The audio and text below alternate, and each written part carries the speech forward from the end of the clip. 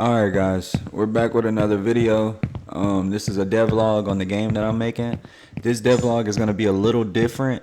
We basically going to just talk and review clips that I've taken over the past couple weeks and show the work that I've been doing and the progress that I've made. So let's get into it. Alright, so first up we got this right here is where I was trying out different combat stances. So if you got a one-hand weapon, he'll hold it like this. If you have a two-hand weapon, he'll hold it like this. And then you can also change weapons by going into this little pad thing that I created. It's kind of like a tablet that stays with you everywhere. It keeps track of your inventory and your equipment.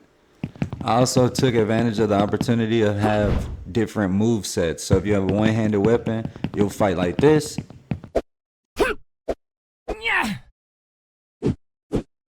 And then if you have a two-handed weapon, you'll fight like this. And then you also got light attacks, heavy attacks, and you can mix in between. You also have an unarmed state. And I like the unarmed state. I gave it this little fist ball up animation. Literally just adds to it. And then you have a couple hits as well, unarmed. And you'll be doing damage based off of how much armor you got on and how much damage the armor increases.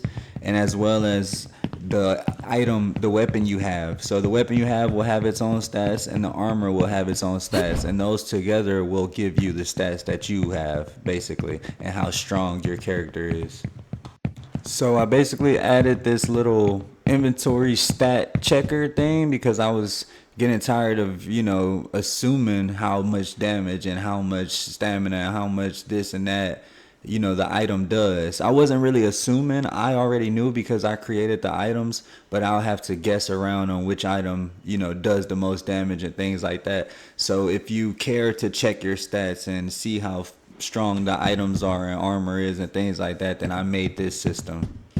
I wanted to add it into this tablet system that I made so that way you could see your stats and everything at the same time, but then I kind of wanted to also use the hub opportunity so that way you have to go back to the hub and check your stats and get your equipment ready and know what you're doing before you go out into the field, so that way it has a diversity of going back and forth, from hub to the main world. I also been working on the combat system. I had made a little system where the numbers pop up whenever you get hit or whenever you deal damage, so that way you could kind of see what's going on. I might have a way to activate and deactivate that just in case you don't want to see the numbers pop up. I'm still working and testing things out. And in the life bar popping up, I kind of wanted that to be more so for bosses only, and maybe an element of, less HUD, less UI. I kind of like that, kind of like games of Ghost of Tsushima and Ghost of Yotei, things like that. I kind of want to lean in that direction. Here's a little look at this little pickup system that I have. So also show the items and armor and weapons and things like that that I have, so far. I think I have about 10 weapons, maybe 12, and like 10 armor pieces, so you can collect different armor sets, different weapons, and then items will be out in the world or enemies will drop them. If you beat a boss, then he will have the chance to drop his armor or his weapon as well, and you could pick it up and use it on other enemies. So here's a look at some of the enemies I have. I know they look similar, but I'm gonna make them basically a group up. So it'll be a group of all these type of robots. They'll have different color, different pieces, different attributes, different weapons, things like that. And then there will be one boss leader to every kind. So every kind of robot will have one boss to their group. So here's a look at most of the enemies I have. They're all together. They all have different weapons. They all have different armor pieces. They all have different colors. They look different, are different. And then I will copy these into the level, and make duplicates, make different teams and groups and things like that. I could even make the AI fight against each other, but that's still something I'm working on. It's still very, very early. So the next system that I made is this injury system. It's not really nothing too crazy. It just goes off of the health. Whenever the health is under a certain percentage, then you'll activate this injured stage. And then I also have a health indicator, which is in the middle of his chest. It covers up sometimes depending on what armor you have.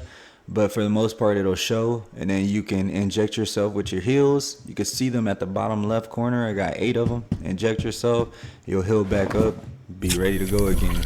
And I just like games that show this type of stuff. You know, you show your hurt, you show your damage. I might add screen effects, but I don't want to get too crazy with it, but just something to make it a little more immersive in a way. I do post all my updates in shorts, and this is one of the shorts that I posted where I made this effect on accident where they explode after death, and I kind of thought that would be cool. I put it on all of them, but it turned down, and I ended up putting it only on the bosses. So when you defeat a boss, it'll do that effect. Kind of more satisfying to me.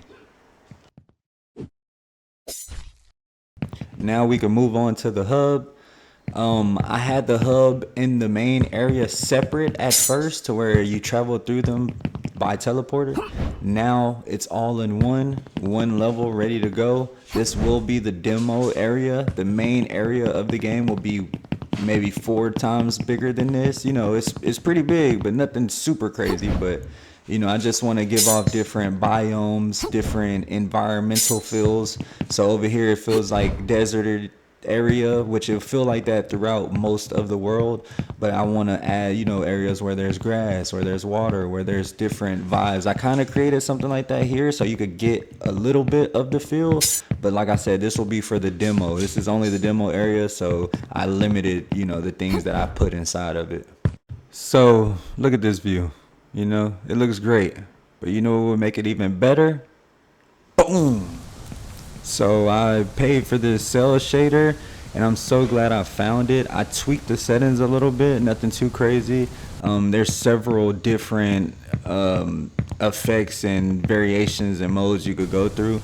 So this is kind of what I landed on, and it gives it just such a better feel. It makes it pop. The colors look good. It looks active. It's really going in the direction that I want it to be. It made the world look a lot more alive. And of course, there's probably a million other things that I'm missing, and I'm gonna remember after I upload this video. But for the meantime, the last thing I want to speak on is making this cinematic mode. So I have a UI that I, you know, use what you see before I press the button, but I like this mode where it hides all the UI, way more sleek. You know, it just gives that nice vibe of like you're watching a movie almost. Definitely stole this from a certain game. I said it before, if you're not paying attention, then shit, go back and watch it. You see what I'm saying? But if y'all enjoying the journey, man, like, comment, subscribe. Fractured Core, I will be making a demo soon, and I will be getting the Steam page up this month. So thank y'all for the support. I'm out, man.